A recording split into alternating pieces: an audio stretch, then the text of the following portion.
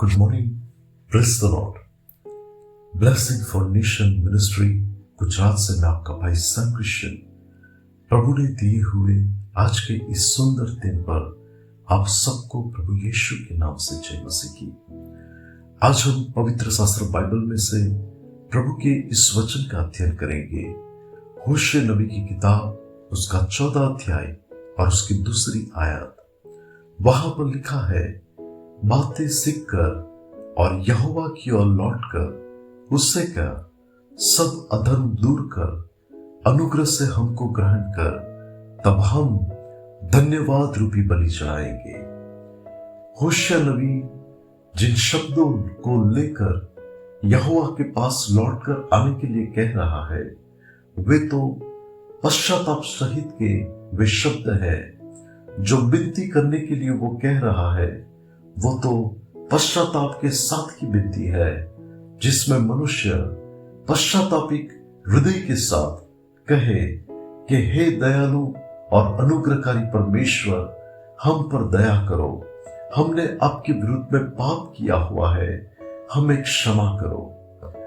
मसीह में मेरे प्रिय भाई और बहन, आदम और हवा ने आज्ञा के उल्लंघन के द्वारा जो पाप किया, उसमें पश्चाताप करते हुए उन्होंने यदि अपने अधर्म को दूर किया होता तो उन्हें ईदन वाटिका में से कभी भी निकाला न होता।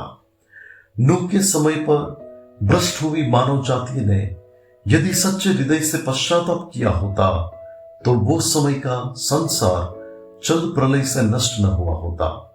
इसी रीति से सदोम और गमोरा के लोगों ने अपनी दुष्टता से पीछे हटकर सच्चे हृदय से यदि उन्होंने पश्चाताप किया होता तो वे नगर का और नगर के लोगों का अग्नि और गंधक से उनका नाश न हुआ होता। शास्त्र में निनवे नगर के लोगों की दुष्टता के कारण जब सर्वशक्तिमान परमेश्वर ने तय कर लिया कि वे नगर का विनाश करेंगे, तब यूना नबी के द्वारा प्रकट की हुई उस वाणी को ध्यान में लेकर उस नगर के सब लोगों ने अपने पाप और दुष्ट काम के संबंधी उन्होंने पश्चाताप किया और उनके अधर्म दूर हो, इसलिए वे शब्द लेकर वो यहोवा के पास लौटे, जिसमें उन्होंने परमेश्वर से विनती की कि उनका नाश न हो लेकिन उन्हें नया जीवन मिले। जो अच्छा है उस बातों को वे ग्रहण करके परमेश्वर को महिमा दे सके, ऐसा उन्होंने तय किया। मसीह यीशु में मेरे प्रिय भाई और बहन, हम जानते हैं कि परमेश्वर ने निनवे नगर के लोगों पर दया की, उनको माफ किया, उनको फिर से नया जीवन जीने के लिए मौका दिया गया। पवित्र शास्त्र बाइबल में परमेश्वर का वचन कहता है कि किसी का भी नाश न हो, ऐसी तुम्हारे स्वर्गीय पिता की इच्छा है। आज इस संसार में व्यभिचार में जीवन जीने वाले लोगों को, शराब के नशे में रहने वाले लोगों को, चोरी और गलत काम करने वाले लोगों को, परमेश्वर की नजर में जो अच्छे काम नहीं है, ऐसा जीवन जीने वाले लोगों को पश्चाताप के साथ प्रभु की ओर फिरने की जरूरत है। ऐसे लोगों के मुख में यदि पश्चाताप के शब्द हो तो वो कितनी भली और अच्छी बात है।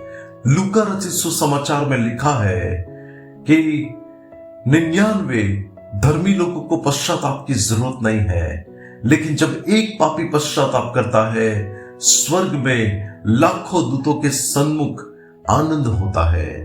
आज मनुष्य जात जो अच्छा है उस बात का अंगीकार करते हुए पवित्र ईश्वर की सन्मुख में वे चले तो वो कितनी अच्छी बात है। प्रभु आज के इस आत्मिक मनन के वचन के द्वारा हम सबको आशीष दे। आइए दुआ करते हैं। अनुग्रहकारी मेरे प्यारे स्वर्ग के पिता, आज के इस वचन के लिए प्रभु मैं आपका दिल से धन्यवाद करता हूं।